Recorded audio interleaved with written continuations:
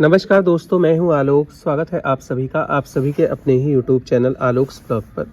दोस्तों, आज की इस वीडियो में कैलेंचो प्लांट के ऊपर बात करेंगे। एक्चुअली है क्या कि मुझे अपने इस वेरीगेटेड देसी वाले कैलेंचो प्लांट को रिपोर्ट करना है, तो मैंने सोचा कि आप लोगों के साथ कैलेंचो की केयर पर एक कंप्लीट वीडियो ही शेयर कर देता हूँ।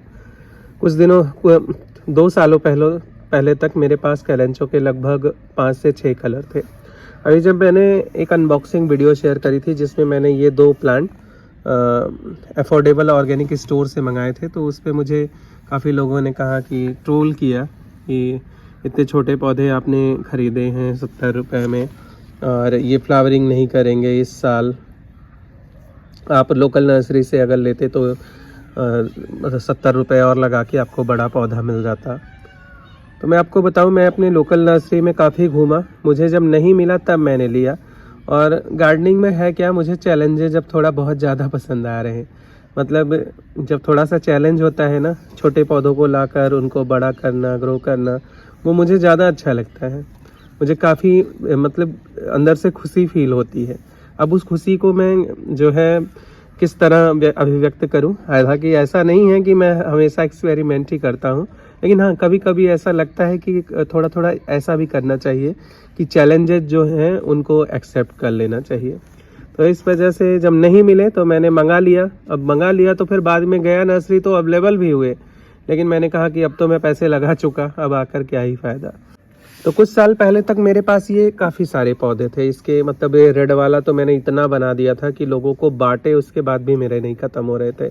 यहाँ तक कि ऑरेंज कलर वाला मेरे पास इतना ज़्यादा हो गया था कि लोगों को देने के बाद मतलब मैंने नर्सरी वाले से बात कर रखी थी कि आप मेरा लेके सेल कर लो, तो वो सेल करने को भी नहीं तैयार थे। आज मैं देख रहा हूँ कि नर्सरीज़ में उपलब्ध नहीं है, और उस टाइम पर जब मैं तैयार करके दे रहा था तो वो लेने को नहीं तैयार थे। फिर मेरे पास येलो भी था, लाइट पिंक था, डार्क पिंक था, ये सारे कलर्स मेरे पास थे और मैंने वीडियोज भी समय समय पर शेयर करी हुई हैं। लेकिन हुआ क्या, मैंने अपने घर पे नई मिट्टी डलवाई और उसमें आ गए स्लग और स्नेल्स। इतने ज़्यादा क्वांटिटी में आए कि मैंने मेरे गुड़हल, कैलेंचो, एक्जोरा, अलमंडा, इन सब को ख़त्म कर दिया। मैंने इस साल बहुत मारे हैं, हज़ारों की संख्या में उनको मारा है। चलिए कैलेंचो प्लांट की पहचान के बारे में बात कर लेते हैं। जैसे 2 मेनली वैरायटी देखने को मिलेंगी। एक ये देसी वाली वैरायटी, यूजुअली बिल्कुल इसी तरीके से थोड़ा डस्ट मेरे पत्तों पे जमा होगा, इग्नोर कीजिएगा। और हाँ, ये देसी वाली वैरायटी जिसके पत्ते ऐसे बिल्कुल हल्का गोल से होते हैं और ओवल शेप में हो, मतलब अंदर की तरफ धसे हुए, जैसे बाउल होता है बिल्कुल बाउल शेप में अंदर की तरफ धसे हुए होते हैं। देखिए ऐसे लग रहा है जैसे आदमी ने हथेली ऐसे करी हो। और इसके बाद बात आती है हाइब्रिड वैरायटी की। तो देसी वाले में ये हैं, और देसी वाले में ही ये आजकल वेरीगेटेड भी आपको नर्सरीज में मिल जाएगा। इसके पत्ते भी बहुत सुंदर लगते हैं और फूल भी आते हैं। उसके बाद बात आती है हाइब्रिड कैलेंचो की। तो हाइब्रिड में आपको रेड कलर मिलेगा, ऑरेंज मिलेगा, pink, light pink, white, yellow. अब मेरे पास अभी तो मैं नहीं कह सकता इन दोनों में कौन येलो है कौन पिंक है। मैंने येलो और पिंक मंगाया है, और ऑरेंज कलर तो ये वाला है। सिर्फ एक सूट बची हुई है, मुझे नहीं लगता कि फ्लावरिंग करेगी इस साल, बस ग्रो कर जाए। और नीचे से भी एक सूट निकल के आ रही है। इसके बाद रेड वाले में तो फ्लावर्स आएंगे क्योंकि ये काफ़ी हेल्दी कंडीशन में है, तो इनमें फ्लावर्स आने चाहिए। तो ये मतलब छोटे छोटे पॉट में, ये लगभग 3 इंच का पॉट होगा, ये भी 3 से 4 इंच का पॉट होगा, ये भी बिल्कुल वैसे ही छोटा सा पॉट है। और ये देसी वाले तो मैंने बड़े बड़े 8-8 इंच के पॉट के अंदर, टेराकोटा पॉट के अंदर लगा रखा है।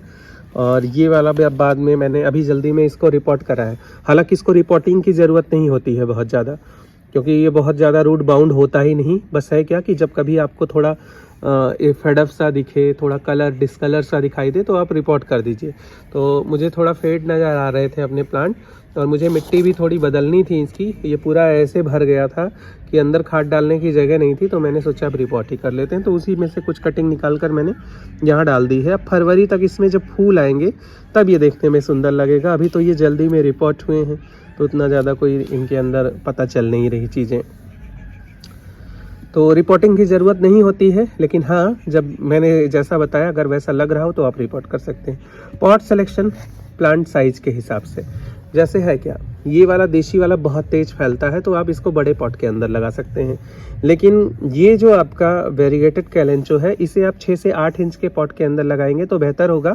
और अगर पौधा आपका छोटा है मेरे पौधे के जैसे, तो आप इस छोटे छोटे प्लांटर जैसे 2.5 इंच 3 इंच के प्लांटर के अंदर भी इसको लगा सकते हैं। वैसे मैक्सिमम 8 इंच, और या फिर बहुत ज़्यादा घना पौधा है तो 10 इंच, लेकिन 10 इंच वाले में भी पानी आपसे ऊपर नीचे हो जाएगा तो दिक्कत होगी। आप क्या करिए, मैक्सिमम इसको जो है 8 इंच के प्लांटर के अंदर लगाइए। जब ज़्यादा भूसी बन जाए तो निकाल कर कटिंग वगैरह करके कटिंग लगा सकते हैं।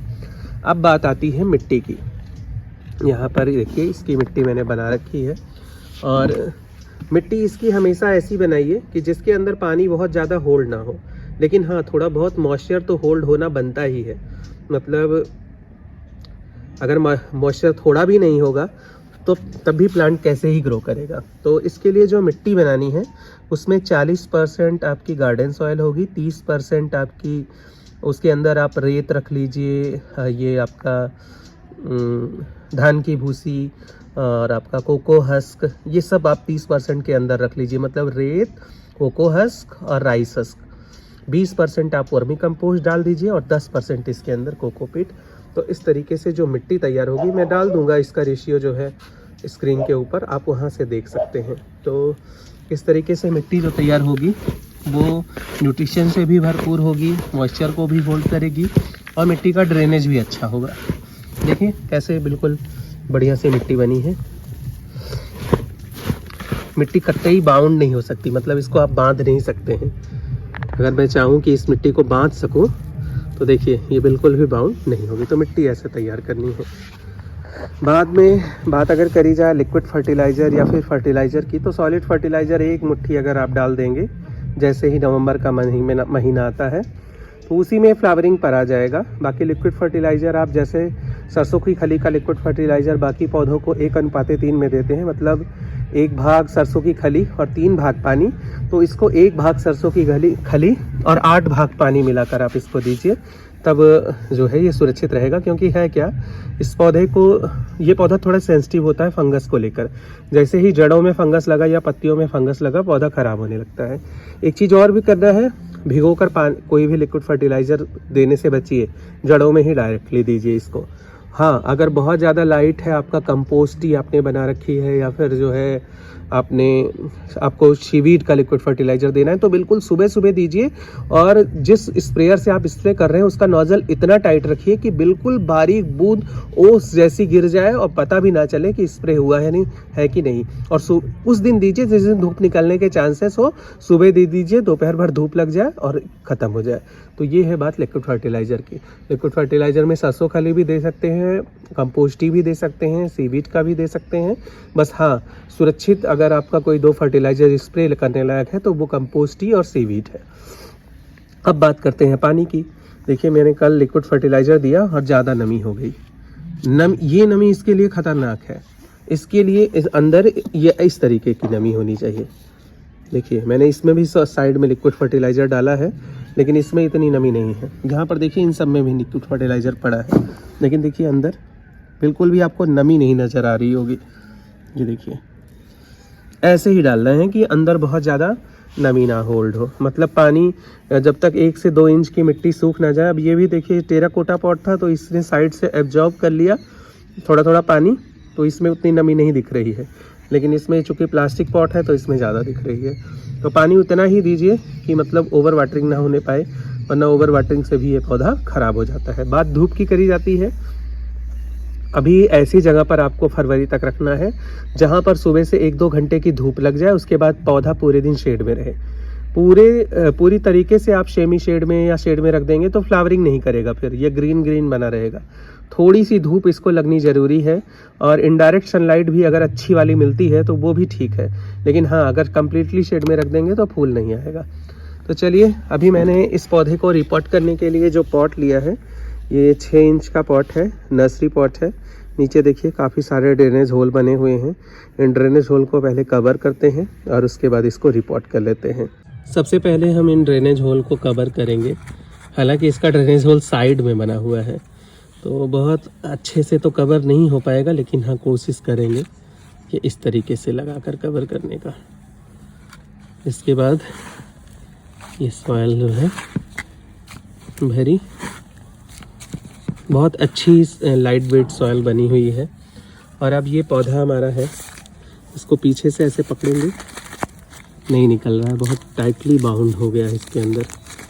तो पॉली बैग ही फाड़ना ठीक है। हालांकि मैंने पानी दे दिया था कि ये निकल जाए आसानी से, लेकिन नहीं निकल रहा है। थोड़ी थोड़ी सी मिट्टी ऊपर से और थोड़ी थोड़ी सी साइड से, ये सिर्फ इस वजह से हटा रहे हैं कि रूट्स जो हैं वो ओपन हो जाएं, बाउंड जो है, और ये नई मिट्टी के अंदर जाके सेटल हो सके।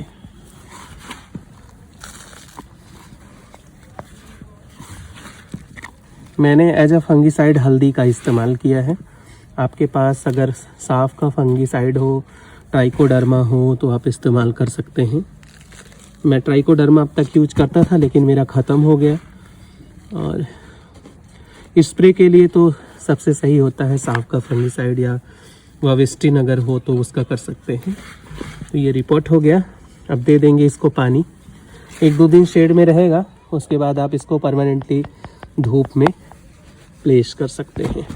ये दे दिया पानी, और पानी देने के बाद अब इसको शेड में रखेंगे। पहली बार थोड़ा ठीक ठाक पानी दे देते हैं। चलिए इस वीडियो को यहीं पर एंड करते हैं, मिलते हैं किसी नए वीडियो में। तब तक के लिए bye bye and take care.